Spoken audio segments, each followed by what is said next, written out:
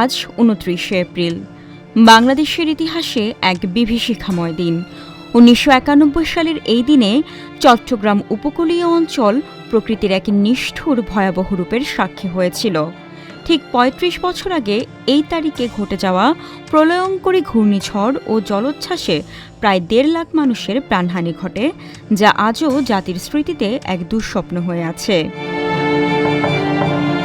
সেদিন সকাল থেকেই গুড়ি গুড়ি বৃষ্টি হচ্ছিল। আকাশ ছিল মেঘে ঢাকা, বাতাসের বেগও ছিল বেশি। রাতে আর ১০টা দিনের মতো স্বাভাবিকভাবেই সে অঞ্চলের মানুষ শান্তিতে ঘুমাচ্ছিল।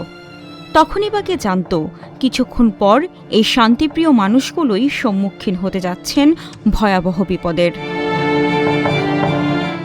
২৯শে এপ্রিল মধ্যরাত থেকেই বাতাসের গতি বাড়তে শুরু করে।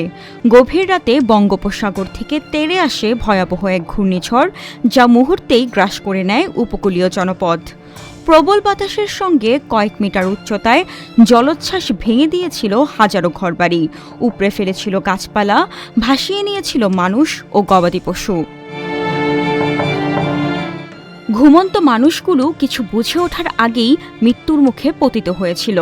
লাশের পর লাশ ছড়িয়েছিল চারদিকে। নদীনালা, খালবিল, ডোবা আর সাগরের পানিতে ভেসেছিল মানুষের মরদেহ। গবাদি পশুর মৃতদেহের স্তূপ আর ধ্বংসস্তূপে পরিণত হওয়া দেশের দক্ষিণ পূর্বাঞ্চলীয় উপকূল যেন এক মৃত্যুনগরীতে রূপ নিয়েছিল। সরকারি হিসাবে ওই ঘূর্ণিঝড় ও জলোচ্ছ্বাসে প্রাণ হারান ১,৩৮,২৪২ জন।